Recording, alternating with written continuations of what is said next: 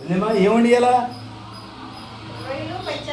పచ్చి రొయ్యలు పచ్చనిపప్ప. చిన్నప్పుడు మా అమ్మ ఉండేదే పచ్చనిపప్ప. అప్పుడు చిన్నప్పుడు ఏంటంటే మా పెద్దమ్మ నిజాపాడికి గోకరమ్మ ఆమె పంపించేది. అప్పుడు ఏ కొద్ది పంపించేది అందరు తినాలిగా. దాంట్లో పచ్చనిపప్పు వేసి ఉండేది అందరికి. అప్పుడు ఎంత ఒక కేజీ అర కేజీ తీసుకునేవాడు. ఆ కేజీ అర కేజీ మరి అందరూ చాలవు కాబట్టి దాంట్లో పచ్చనిపప్పు వేసి ఉండేది మా అమ్మ. అంతే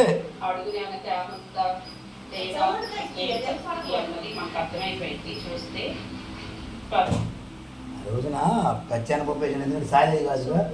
చూపిద్దాం కూర అప్పుడు అన్ని ఇంత డబ్బులే ఆడే అప్పుడు లేదు. ఇవన్నీ కొనడానికి లేకేదో ఒక అర కేజీ కొని దాంట్లో 6 ఉన్నాం. నేను మా తమ్ముడు మా చెల్లి మా అమ్మ మా నాన్న మా నాయనమ్మ. ఈ 6 కేజీ ఆడ సరిపోద్ది. దాంట్లో పచ్చనిపప్పు వేసి ఉండేవాళ్ళు. ఒకసారి ఉండేవాళ్ళు అన్నీ తినేవాళ్ళు. ఒకసారి మన ప్రేక్షకులు దేవుళ్ళు చూస్తారు. ఇదేగా పచ్చనిపప్పు రొయ్యలు, పచ్చి రొయ్యలు.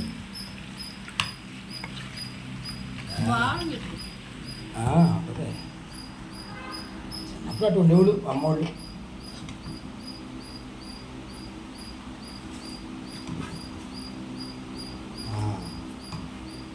అప్పుడు మా పెద్దమ్మ పంపించేది గోకర్ణ మాట నిజాంపట్నం దగ్గర. ఎప్పుడు ఎక్కువ ఈ మన కార్తీక మాసంలో ఇప్పుడు బాగుపడే రొయ్యలు వానలకి.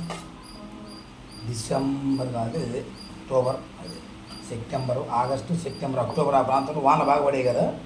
రొయ్యలు బాగుపడాయి. మా పెద్దనాన్న గిరి పెట్టి ఆ గిరిలో పడితే మా పెద్దమ్మ పంపించేది. మా పెద్దనాన్న ఆ గిరిలో పడి మా పెద్దమ్మ మాకు పంపించేది.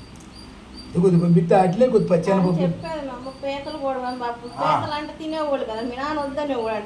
అవునవును. మొన్న అప్పుడు నేను వండితే తిని అంటుంది భలే ఉంది కూర అంటే అప్పుడు అంటున్నాడు. అప్పుడు ఆ మక్కాయ పంపించిన కూడా అవునవును తినేవాడు. పేరు తినడం కాదు కానీ రొయ్యలే మా పెద్ద తెలియలేదు. దాంట్లో రుచి మాకు రొయ్యలే తినేవాళ్ళం కానీ దీంతో ఎక్కువ పచ్చనిపప్పు వేసి ఉండేది. ఏమన్నిట్లో వేసండి పచ్చనిపప్పు. బాగుండేది. ఆమె దగ్గర నేను నేర్చుకున్నాను. అది నాకు తెలియదుగా. బాగుంది. పచ్చనిపప్పు వేసింటే బాగుంది.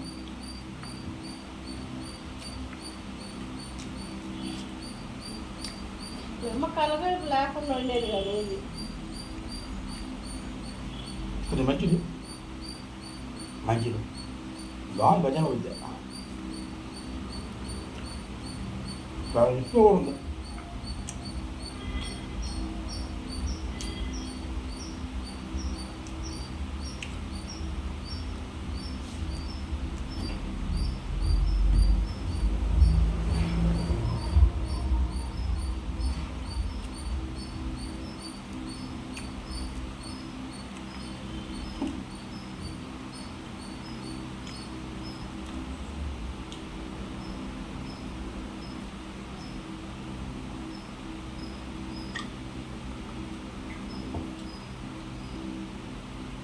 చాలా ఇష్టం.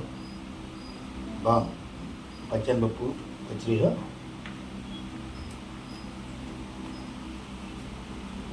మిత్రులారా, ఇవాళ నా భార్య పచ్చనిపప్పు పచ్చడి వండింది.